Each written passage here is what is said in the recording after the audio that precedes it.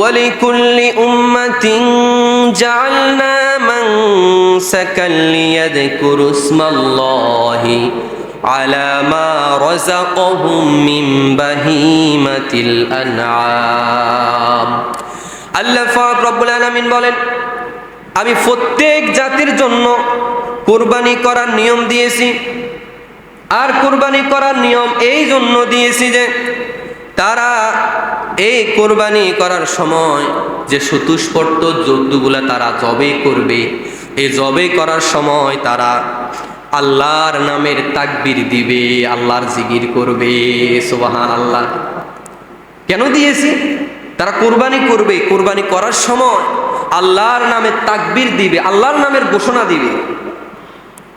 তার মানে আমরা শুধু কুরবানি করি না, আমাদের আগে যতগুলা নবী রাসূল ছিল, যতগুলা উম্মত ছিল, তাদেরও কিন্তু এই কুরবানি তাদেরও ছিল, শুধু আমাদের না। তাদেরটাও তো ভিন্ন ছিল বা অন্যরকম ছিল, আমাদের সাথে মিলবে না।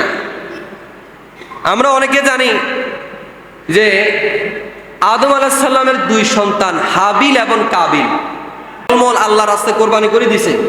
আকাশ থেকে এভাবে আগুন এসে তাদের পশুগুলা জ্বালাই দিছে। যাদের পশুগুলা জ্বালাই দিছে তাদের কোরবানি কবুল হয়েছে, আর যাদের গুলা জ্বালানো তাদেরটা কি হয় না, কবুল হয় না। তো আমাদের সাথে কি তাদের কোরবানি মিলছে? মিলে নাই। এই কারণে তাদের কোরবানি কেমন ছিল সেটা একমাত্র আল্লাহই জানে। যতটুকু কোরআন হাদিস থেকে আমরা জানি তাই বলি, এর বাইরে বলার কি সুযোগ আছে? সম্মানিত উপস্থিত, আবার শুন, আল্লাহ পাক রব্বুল আলামিন আমাদেরকে জানিয়ে দেন যে তোমরা কোরবানি করার সময় আল্লাহর নামের জিকির করো, আল্লাহর নাম বলে তোমরা জিকির করো। আল্লাহর নাম আল্লাহ। এখন যদি আপনি বলেন আমি আল্লাহ বলে কোরবানি করলাম, আপনার কোরবানি হয়ে যাবে, কিন্তু সুন্নত তরিকায় কোরবানি হবে না।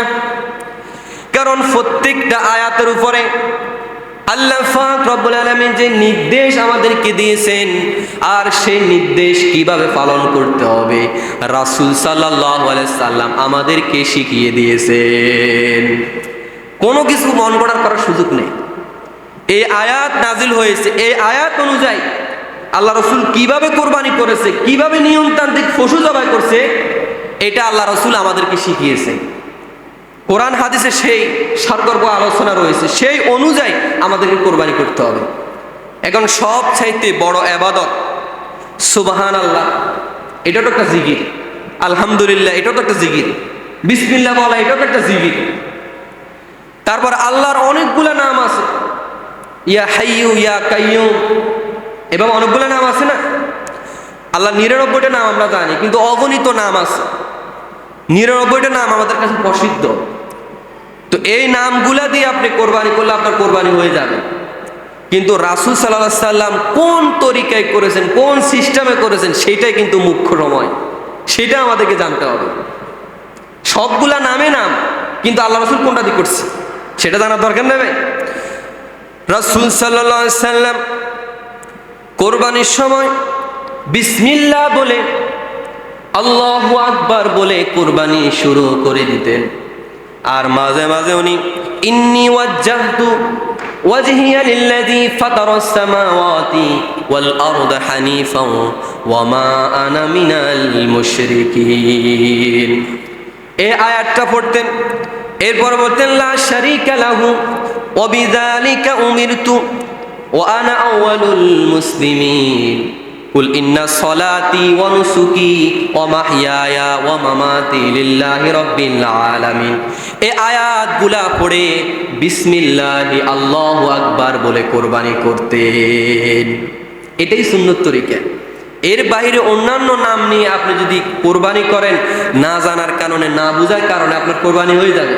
কিন্তু ইচ্ছাকৃতভাবে যদি আপনি এই দোয়াগুলা আল্লাহর নাম না বলে বা অন্য কোনো নাম বলে আপনি ইচ্ছাকৃতভাবে অপরাধটা করেন, এটা কিন্তু আপনার গুনাহ হবে। সম্মানিত উপস্থিতি, এই কারণে আল্লাহর যে নামগুলা রয়েছে, এই নামগুলা নিয়ে আপনাকে কোরবানি করতে হবে। বিশেষ করে রাসূল সাল্লাল্লাহু আলাইহি সাল্লাম যেমনি ভাবে করেছে, যেই দোয়া পড়ে করেছে আমাদেরকে, সেই অনুযায়ী আমাদেরকে এই কোরবানি করতে হবে। রাসূলের সুন্নত তরিকার বাইরে কোরবানি করার সুযোগ নেই। রাসূলের বাইরে গেলে ইসলাম আর আমরা বুঝতাম না। যদি বলি যে আমি সুন্নত মানি না, আমি শুধু কোরআন মানি, তাহলে আপনি কোরআনও বুঝতেন না। কারণ কোরআনের ব্যাখ্যা বিশ্লেষণ হচ্ছে হাদিস, আর এই হাদিসগুলা রাসূল সাল্লাল্লাহু আলাইহি সাল্লাম সাহাবীরা আমাদেরকে একেবারে তারা বাস্তবিকভাবে করে দেখাইছে। তারা কিভাবে করেছেন তাদেরকে যেভাবে আমরা করতে দেখেছি, হাদিস থেকে জেনেছি, সেই অনুযায়ী আমাদেরকে পালন করতে হবে, এর বাইরে করার সুযোগ নেই। সম্মানিত উপস্থিত, তাহলে রাসূল সাল্লাল্লাহু আলাইহি সাল্লাম যেমনিভাবে কুরবানি করেছেন বিসমিল্লাহি আল্লাহু আকবার, গরুর এই গলার মধ্যে ৬০টা রগ রয়েছে। এর মধ্যে একটা হচ্ছে খাদ্যনালী, একটা হচ্ছে শ্বাসনালী, দুইটা হচ্ছে রক্তনালী। আপনাকে জবাই করার সময় এই রগগুলো যেন কাটা যায়, এটা নিশ্চিত করতে হবে। বোঝা গেছে?